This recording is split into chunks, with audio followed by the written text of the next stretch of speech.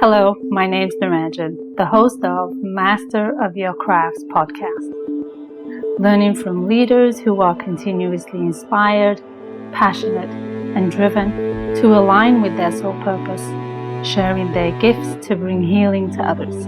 The music is composed by Rebecca Everett.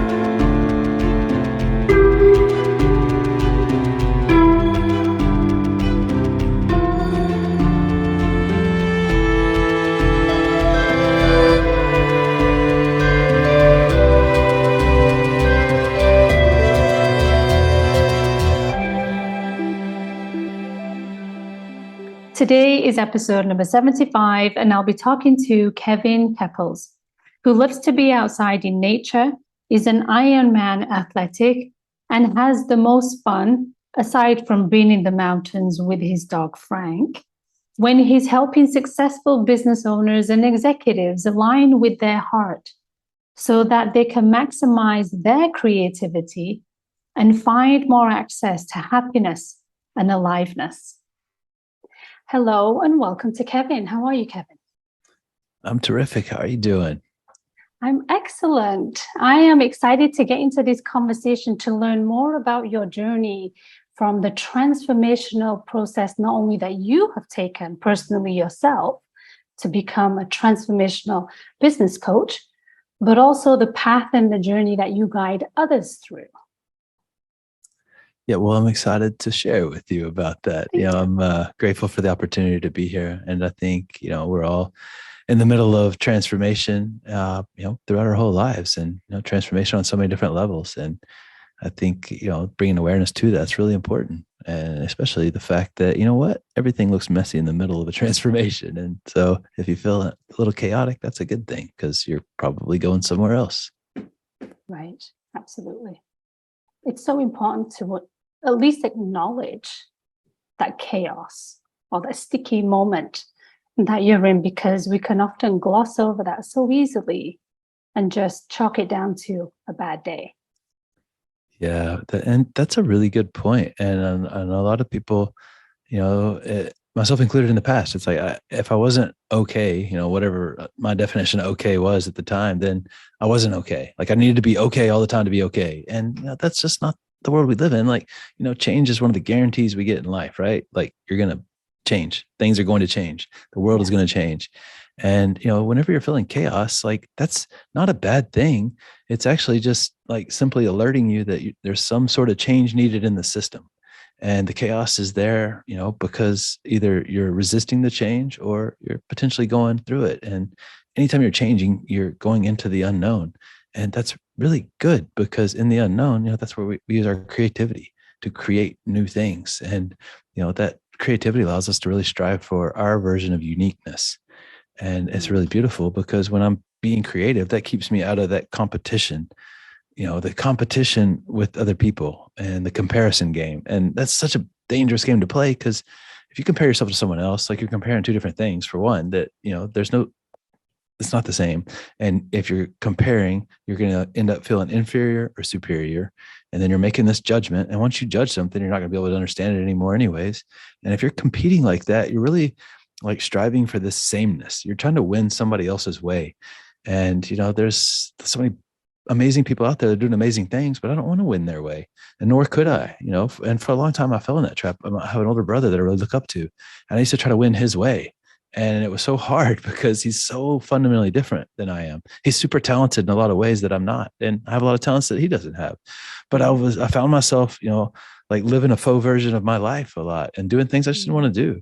And not that there's anything wrong with things he was doing. And like, fishing, he loves to fish. And like, I think I almost fell asleep saying the word, like it's just not for me. And that's okay. Right. Like we don't have to like all the same things, but I just think it's really, crucial that we understand, hey, whenever there's chaos, I don't need to resist it. I don't need to, change anything. Like just getting comfortable, being uncomfortable is one of the greatest skills that we can all learn.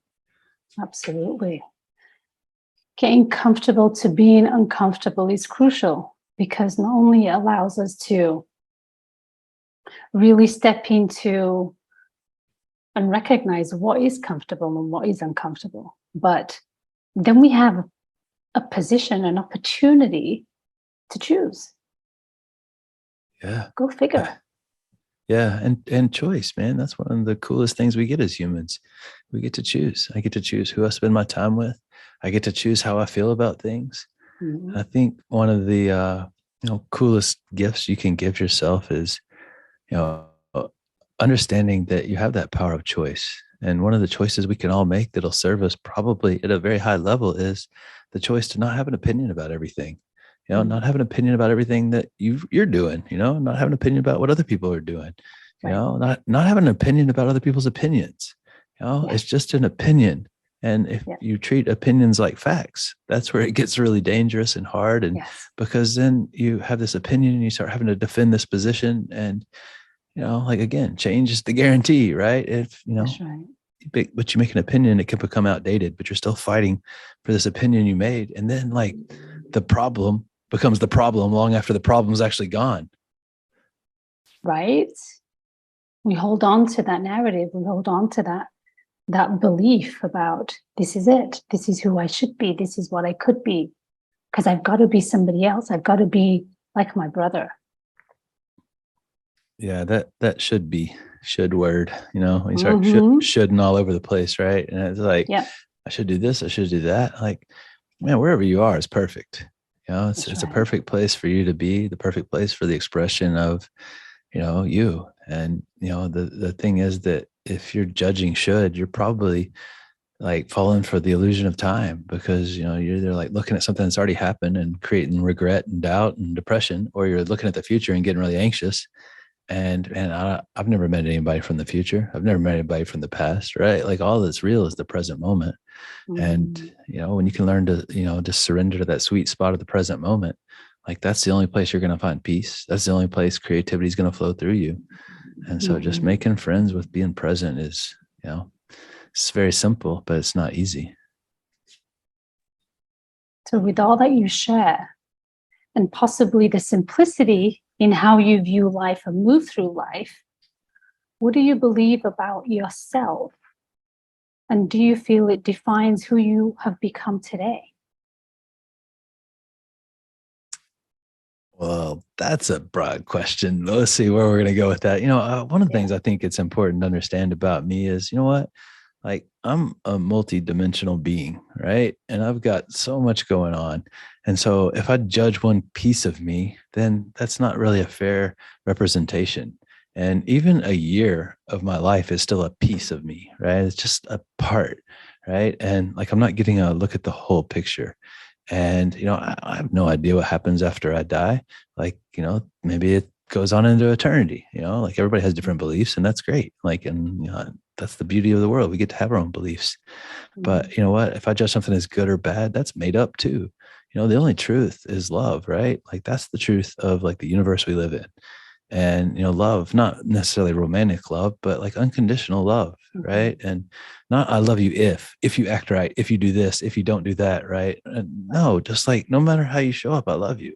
And even the people that, maybe have completely different views than you, or, live in different parts of the world that are, quote unquote enemies, or, they're still based in this universal love, right? And so if I judge that, then that's so dangerous, because that's how I make myself separate. And every time I make myself separate, I'm just feeding the ego. And the ego loves to live on, the one thing it lives on is conflict, right? And I'm separate from you, and, you're better or worse than me, and all these other things that shove you farther away from the truth. And it sounds like, to some people, probably like woo woo to say that, they're like, where's the love at?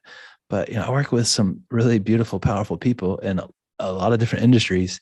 And especially, like, some of the dudes that are a little bit, more dude when they show up, they're like, oh man, talk to me about love and this and that. I'm like, man, where would you be without love? And, once they really get an understanding of it, it's really powerful, because every single decision we've ever made in our lives was motivated by one of two things. It was either motivated by love, or it was motivated by some form of fear. And fear wears a lot of different hats, right? It could be anger, guilt, shame, remorse, apathy, whatever. That's all fear-based thinking. And I can't create from fear. There's only compulsive reactions from fear. And if I'm reacting, I'm not creating. And, you're basically going to find yourself having the same types of situations over and over again. They just may look a little different when you're coming from that place of fear. But learning to choose love over fear as a skill is probably, one of the most fundamental things I really work on. Yeah. So where does that put Kevin? Where does that put Kevin in all of this richness that you've just shared from other people's experiences, your experiences? I'm kind of assuming you're going to say it puts you in a place of love, but what do you believe about yourself in your own journey, your own beliefs and not beliefs, your ups and your downs, and your own transformations that have taken you on your roller coaster ride of life so far? Because we've all had it. What do I believe about myself is that, like I'm a flawed human being who's doing the best that he can. And to judge myself as anything it's false. I can't encapsulate the truth with words, but I can point to it, and I can definitely tell you what it's not. It's not pain. It's not fear. It's not self-loathing. Like none of that's the truth. The truth is that just like you and everybody else listening, like was given very special gifts. And the more I learn to live in that, present moment, that place of love, like the more access I have to those. And, as long as I'm a little bit better each day, then I'm serving the purpose I was sent here for. Because the purpose is to grow and, the gifts that I have, and so I can give at higher levels. What do you feel is your calling? I think I'm here to help other people see what being more looks like without making them feel like less. Being more of the things they were made to be, being more of their expression of love. Like whatever it is you do, whether, you sweep streets or you're the CEO of a $1 billion company, how are you painting the world with love? Whatever your version of that is. And, it doesn't mean that you got to be even saying the word love. Love is gotten commercialized. And, what's your version look like when you're, creating in a way that only you can create, striving for, that beautiful uniqueness. And, the way that you do that is understanding, hey, what does it look like when I'm using the gifts that I have, in a very powerful way, as opposed to a self-focused, like forceful way, because that's simply control, which is fear, and autonomy is one of the most fundamental needs we have as humans, the desire for freedom, the desire to direct our own lives. And every time you force me to do something, you restrict my autonomy and you take a little bit of my creative expression away. And, like that's not the point. The point is like, hey, like we're all here to like continually evolve this consciousness and, do our part in that. And, like there's lots of different ways you can even do that. You do that as a husband, a wife, a friend, whatever, like, and just learning to, again, stay present. I can't say that enough because I'm reminding Kevin, right? Hey, like there's nowhere to go. There's nowhere to be. It's just right here, right now. Like, who cares what you just said? Who cares what you're about to say? Like it really, it doesn't matter. The truth's the truth either way. Did it all go wrong? And if so, how did it all go wrong? And where did it all go wrong? That there was this big demand on humanity to be not loved. I will share a humble opinion on that. I don't know that I have the truth there, but I think what the fundamental issue that we face is, like, I mean, anybody who's seen a baby's like pure love. It just came from source, like fresh out of source. And they're pretty happy as long as, the basic needs are met, right? They're not cold, wet, tired, or hungry. And for those of you who have boys, they're always probably hungry. So there's like small windows where they're not, even when we're eating, we're still hungry. Yeah. And, but it's because they came from the truth, and that's so beautiful. But then they grow and we tell them, hey, that's yours. This is mine. We start creating separation and teaching, children, and we're not because we're malicious. It's because we're trained the same way. And we start identifying with separate forms that are not really a part of us. And then that becomes, partial identity or identity. And, then when you have this thing that you think is yours and separate from others, you work to defend the positions you have around ownership or ideas. And that's just fear-based thinking. And, it's not narcissistic necessarily. It's just the models of behavior that we're trained on. And, like our parents were trained on that, their parents were trained on that. And there's generational stuff that gets passed down from people, ancestors we don't even know. And, it's like in our DNA. And like Eckhart Tolle talks about the pain body, the pain body inside of us.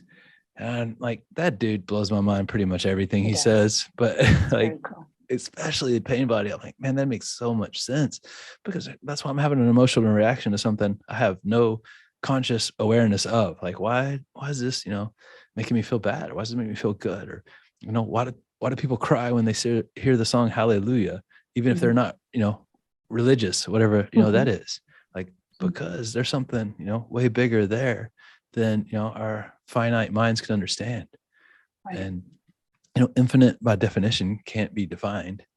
Yeah. And so like, but that's a really cool feeling too, to know that I have access to this like undefinable like power, and that it's based in love. So that's a really cool thing, because that's the truth, man. Like I've never walked by the flowers in my front yard and heard them bitching, right? They never complain. They're never in fear. They're just the truth. They grow and then they die. And that's it. Yeah. What do you feel are some of the key attributes that connect you to your purpose?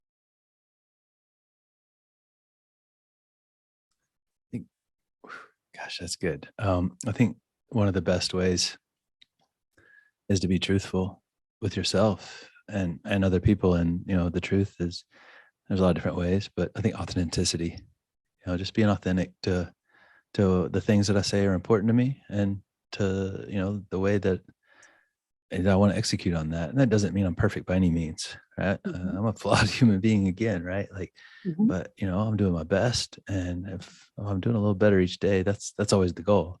And it's not like, did I win? It's like, no, like, did I do better or worse? Like, yes or no. And if I didn't, then what do I need to stop doing, start doing, or evolve to the next level? It's pretty simple. Right. But I think it just being authentic to the things that are important to you.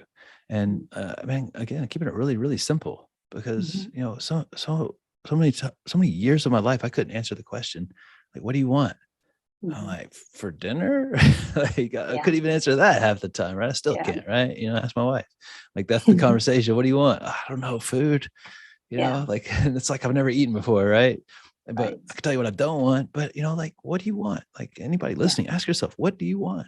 And like, if you can't answer that really simply, then you don't really understand. And that doesn't make you a bad person, but it makes it very hard to find what you're looking for if you don't know what it is. And even if you did find it, you wouldn't know, because you don't even know what it is. And so it's like, what do that's the passion. Like, what are you passionate about creating right now? And then the why, right? The why, the purpose. How are you going to mix generosity into this thing you want?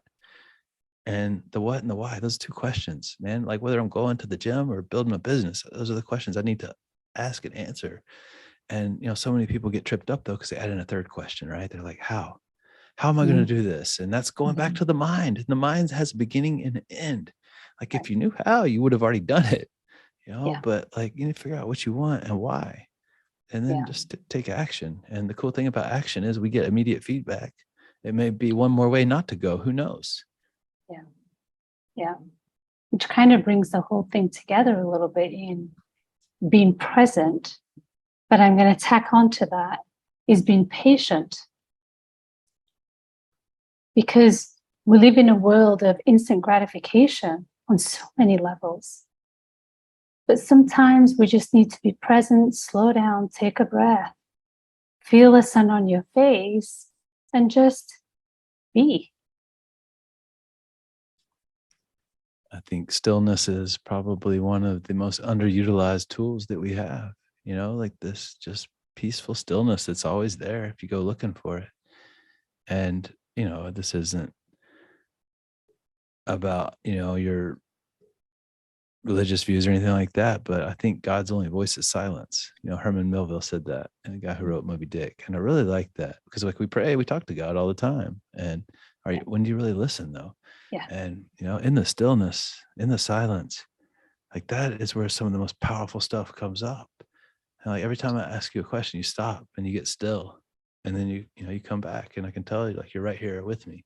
And that's so cool because, some of the best conversations I have as a coach are the ones where I say the least. It's just creating that place that's, Yeah. safe for people to, get their ideas and thoughts out in front of them. Like they don't need me to tell them what to do. They might ask for my opinion sometimes, but Mhm.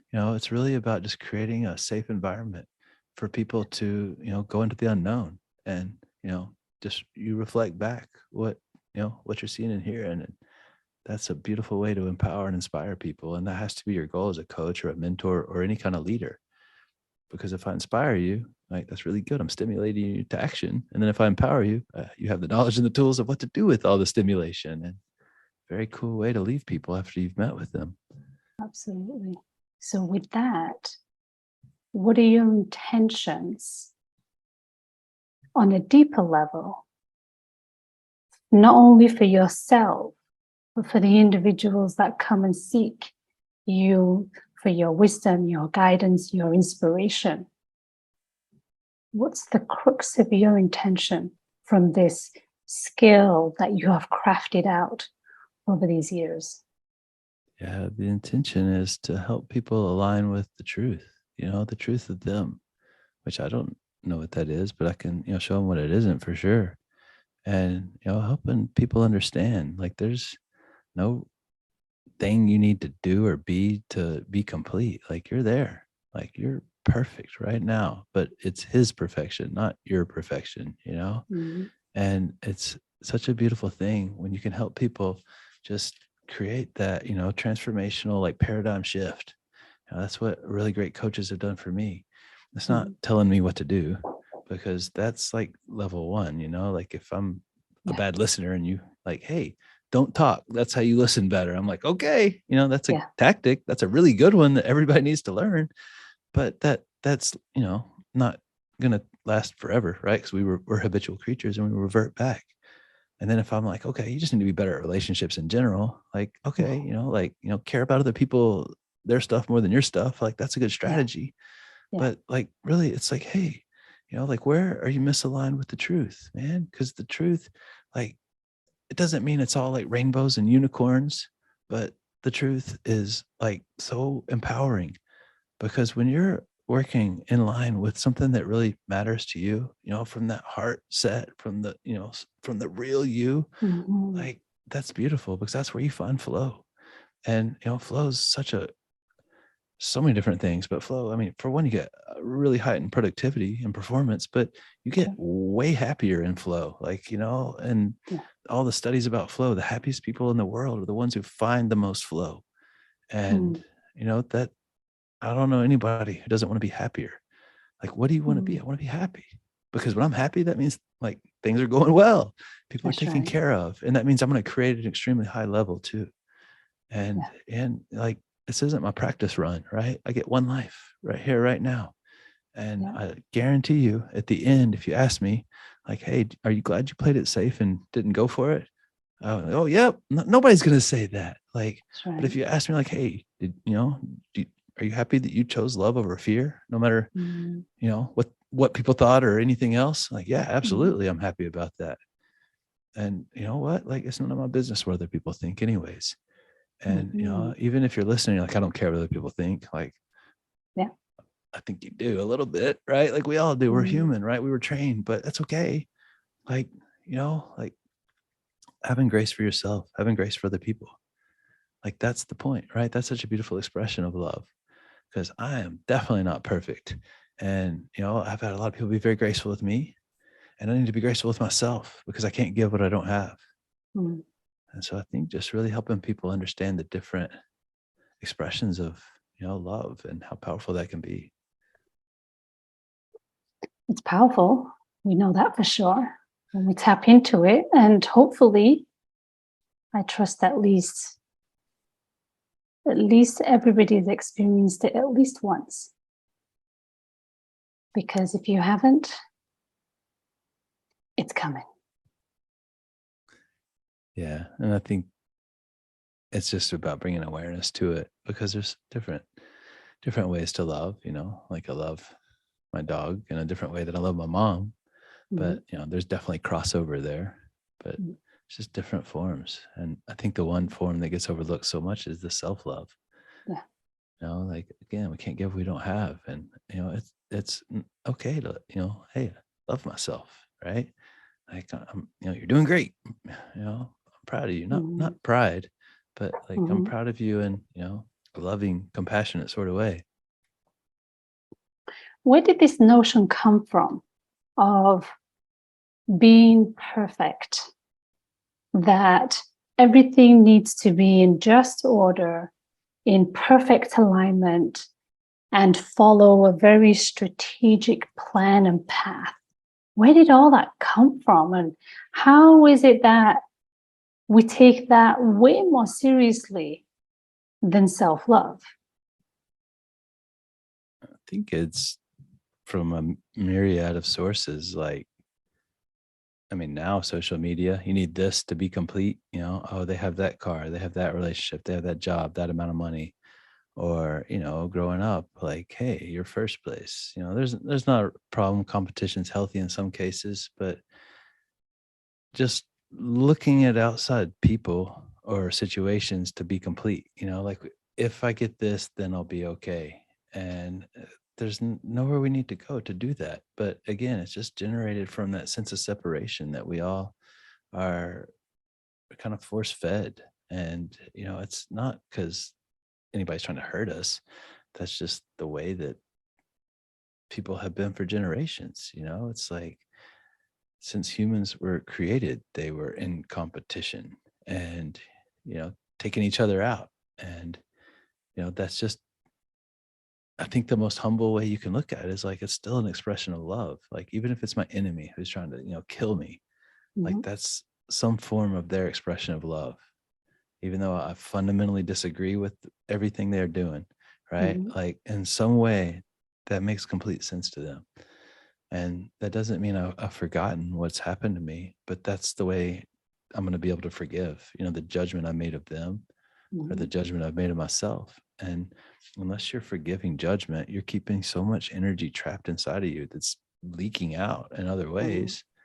And just, you just not needing things to be a certain way for you to be okay, not needing other people to be a certain way, not needing yourself to be a certain way, just being okay with whatever is. Right.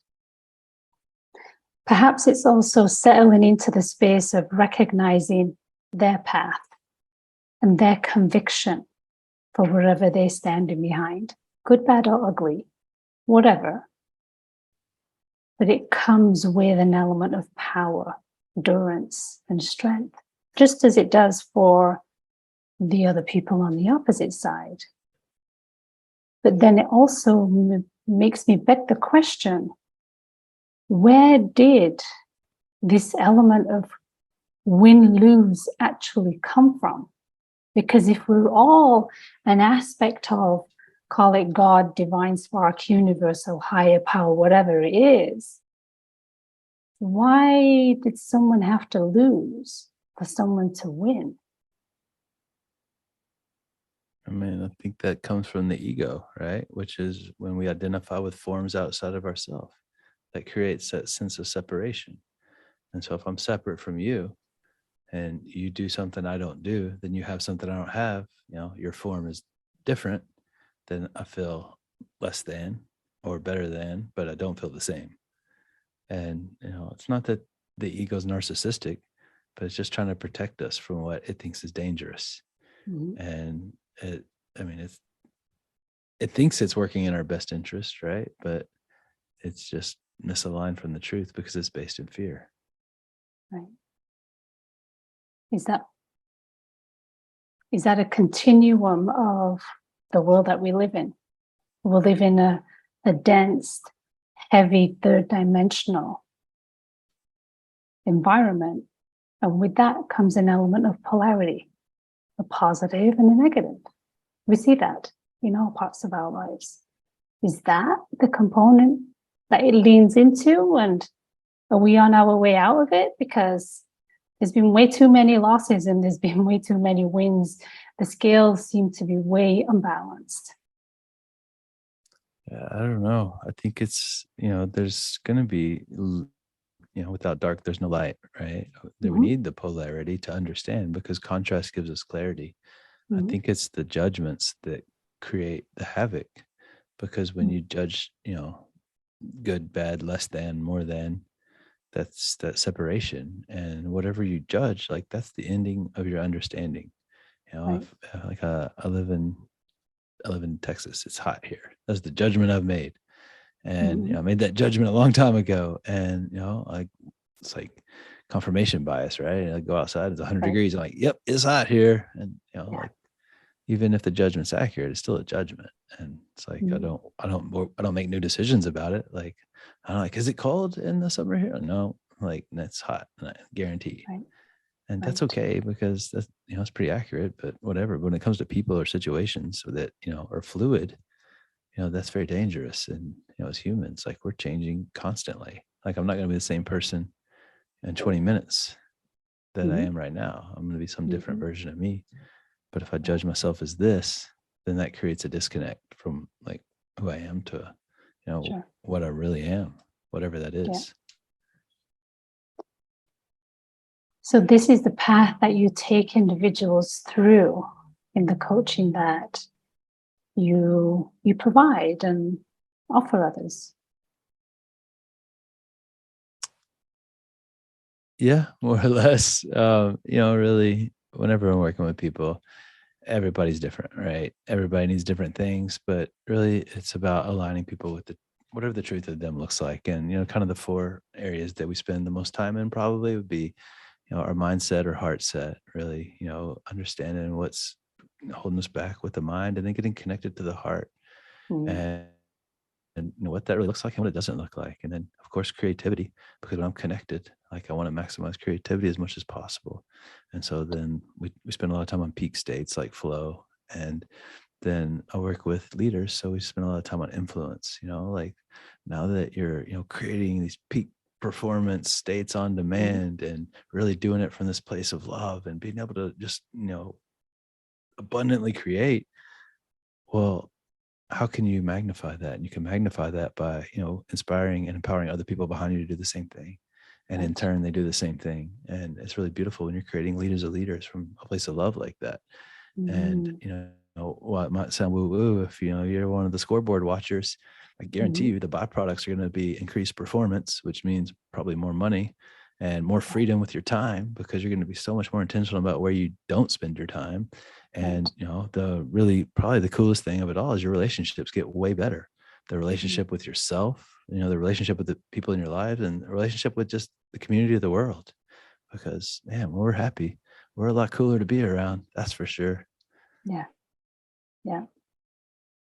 So what's next for Kevin?